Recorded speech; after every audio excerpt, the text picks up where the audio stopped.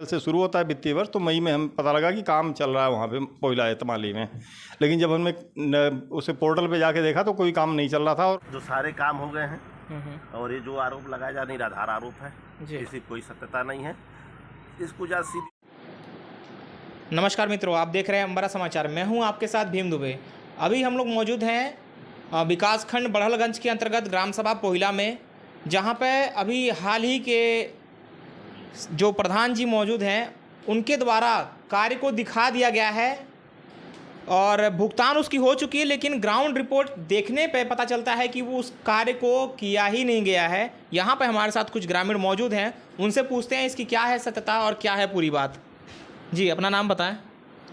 मेरा नाम अनिल त्रिपाठी है जी। मैं ही ग्राम सभा का निवासी हूँ। और यहाँ पे हम लोगों ने विगत 2 सालों से ग्राम सभा में कराए जा रहे कार्यों की जांच वाँच के लिए एप्लीकेशन दिया था, लेकिन अभी तक कोई उचित कार्रवाई ब्लॉक बड़हलगंज की तरफ से नहीं की जा रही है। जो वित्तीय वर्ष 2024-25 में हम लोगों ने देखा कि मनरेगा के माध्यम से ग्राम सभा के 3-4 कार्य ऐसे थे जो मौके पे भुगतान तो हो चुका मनरेगा मज़दूरों को, लेकिन इसकी जो है मौके पे काम नहीं कराया गया है। और उसी क्रम में एक चीज़ और समझ में आई कि मनरेगा के फर्जी मज़दूरों का भी सृजन करके, जिनका नाम कुछ है, परिवार में किसी और के साथ अटैच हैं और यहाँ पे काम भुगतान हो रहा है उनके नाम से, लेकिन काम नहीं किया उन्होंने और मौके पे वो उपलब्ध भी नहीं है।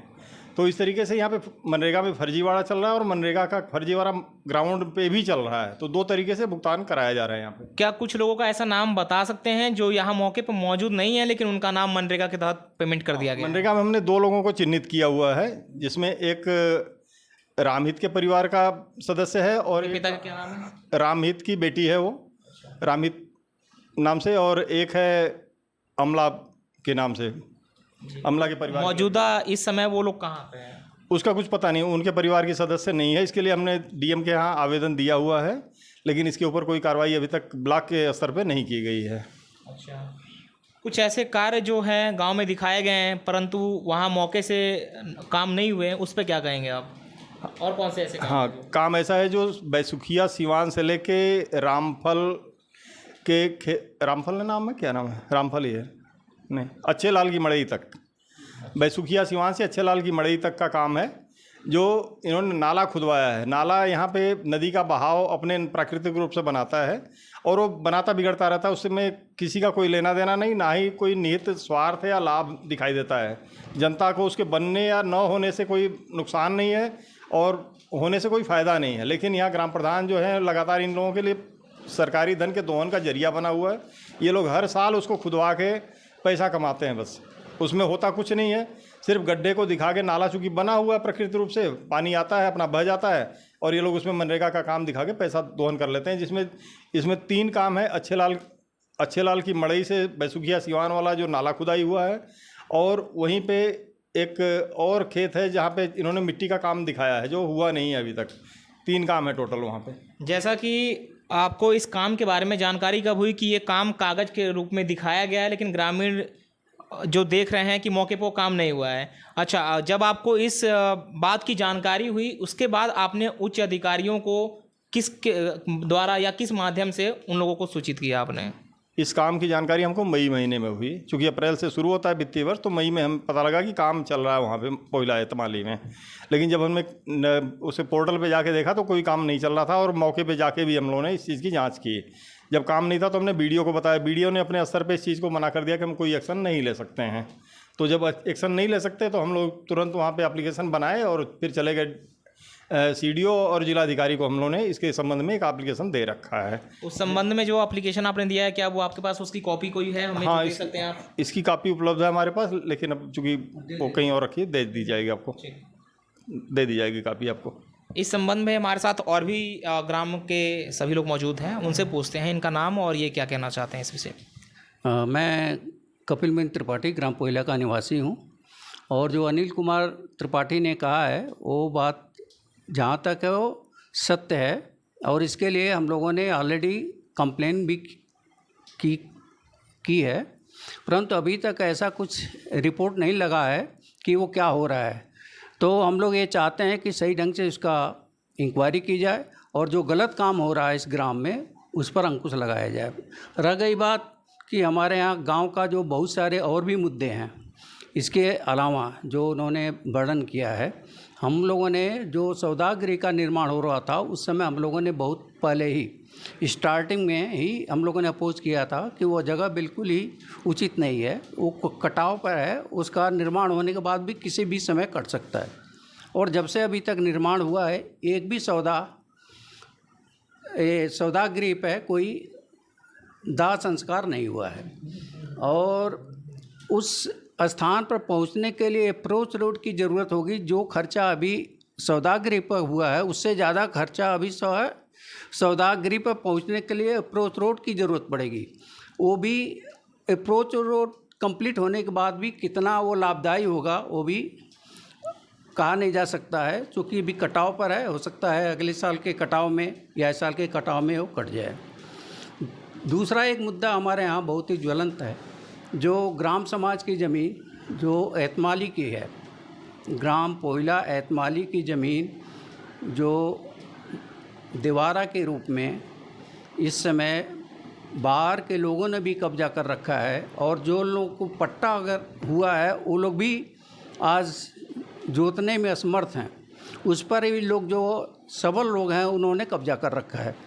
इसलिए इसके लिए हम लोगों ने कई सालों से इवन प्रधानमंत्री पोर्टल तक हम लोगों ने कंप्लेन किया, डीएम तक कंप्लेन किया, एसडीएम के आदेश होने के बावजूद भी अभी तक कोई उस पर कार्रवाई नहीं हो रही है। और दबंगों का इतना वर्चस्व है कि बाहर के लोग आकर के यहाँ पर कब्जा करके बैठे हुए हैं। इसलिए मैं आप लोगों के माध्यम से ये निवेदन करूँगा कि इस चीज़ को कम से कम हायर अथॉरिटीज़ तक पहुँचाई जाए बात, कि ताकि उस पर उचित कार्रवाई हो सके। इस तरह के मामले जब आपको जानकारी हुई तो क्या आपने प्रधान से या प्रधान प्रतिनिधि से आपने बात करने की कोशिश की इस मुद्दे को लेके? प्रधान को तो पता है, जब ऑलरेडी प्रधान के माध्यम से सारे अब नहीं, कार्य जो नहीं हुए हैं उनको लेके आपने बात किया कि आखिर ये कार्य क्यों नहीं हुए हैं, या उसके बारे में कि भुगतान कैसे हो गया इस विषय पे? नहीं, प्रधान को आए तो वीडियो लेवल पर बात हो रही है। वीडियो लेवल से ही ऑलरेडी बात हो चुकी है। उन्होंने कह दिया कि मेरे बस का नहीं है, हम कुछ कर नहीं सकते हैं। तो हम लोगों ने डीएम के पास उसका रिटर्न में दिया है और उसका इंतज़ार कर रहे हैं कि वो जो रिपोर्ट लगे तो फिर हम लोग आगे उस पर कार्रवाई करें। हमारे साथ ग्राम सभा के इसी ग्राम सभा के और भी लोग मौजूद हैं, उनसे पूछते हैं क्या इसकी सत्यता है और क्या कहना चाहेंगे। चाचा, आपका नाम क्या है? राम ठकर मौर्य। जो इन लोगों ने बताया है कि ये इस तरह के काम दिखाए गए लेकिन ग्राउंड पे वो काम हुए नहीं है, वो क्या सत्यता है? कुछ नहीं काम हो रहा है, अनर्गल काम नहीं हो रहा है, नरेगा वालों का पैसा मिलता है। अच्छा। वो कैसे सरकार का पैसा बहन हो जाता है, और जो ये लोग बोल रहे हैं सब बात सही है। जैसा चाचा बता रहे हैं कि कुछ ऐसे नरेगा का मजदूर हैं जो कि मौके पर नहीं है लेकिन उनके नाम से फंड निकल जाता है, उस पर क्या कहेंगे आप? अरे भाई, जो कहता नहीं सब सत्य बा, मंजूर है थोड़ा भाव। वो लोग काम नहीं करने आते हैं लेकिन मौके पे, लेकिन उनके लिए उनका पैसा हाँ, पैसा भुगतान हो जाता है। बस जी, हमारे साथ और भी लोग हैं, उनसे पूछते हैं। जी, अपना नाम बताएं। जी नमस्कार, मैं कृष्णा साहनी, मैं पोहिला के निवासी हूँ। और जो कपिल तिवारी जी और अनिल तिवारी जी ने कहा, इसमें सत्यता है और बिल्कुल सत्य है। क्योंकि जो जॉब कार्ड है, जॉब कार्ड से पैसा निकाला जा रहा है, काम नहीं हो रहा है। और कुछ काम ऐसी है कि जेसीबी से मट्टी खोदा जा रहा है और पटवन किया जा रहा है, उस मजदूरों को इल्लीगल पैसा निकाल लिया जा रहा है। जी हाँ। अच्छा, हमारे चैनल के माध्यम से आप प्रशासन से क्या गुहार लगाना चाहेंगे, इस तरह क्या हो उस पर? हमारी प्रशासन से यही अपील रहेगी कि इसके इन मामलों के ऊपर, खास करके मनरेगा में जो अनर्गल सरकारी धन का दुरुपयोग किया जा रहा है और पैसे निकाल के अंदर आपस में बंदर बांट हो रही है, उसके ऊपर रोक लगाई जाए। इसकी जो एप्लीकेशन उन्होंने दिया उसकी जाँच कराई जाए और सत्य होने पर उसके ऊपर नियमानुसार जो भी सरकार के नियम बनते हैं उसके ऊपर कार्रवाई जरूर अवश्य की जाए, ताकि इस प्रकार के सरकारी धन का दुरुपयोग रोका जा सके।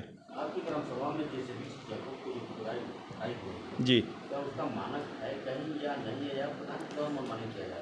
ये मनरेगा के मजदूर, चूँकि इनके पास कितने 400 का रजिस्टर्ड नाम जो दिखाता पोर्टल पे उपलब्ध है, लेकिन ये लोग उन लोगों को न लगा के रात के अंधेरे में जेसीबी मशीनों द्वारा काम करवाते हैं और कहने पे ये लोग हम लोगों को ही आरोपी साबित करने की कोशिश करते हैं।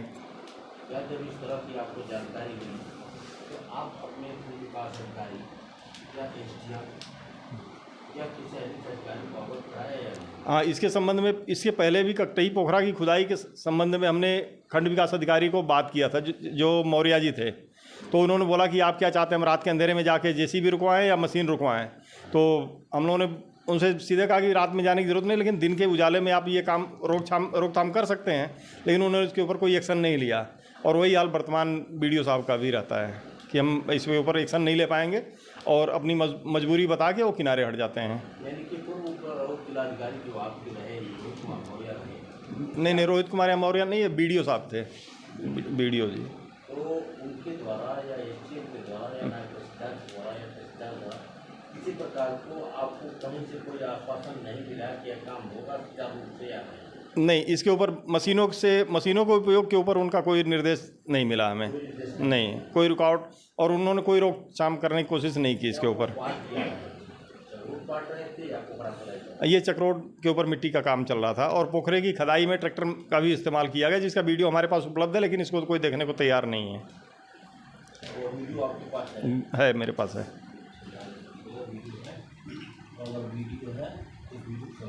तो मैंने कह दिया है, वही सेम चीज़ रिपीट नहीं करना ना, बता दिए। ये CM सिटी होने ना, योगी जी का CM सिटी है, वहाँ इस तरह का कार्रवाई जन अधिकारी करना, बाकी अन्य लोगों में अन्य जिलों में क्या होता है?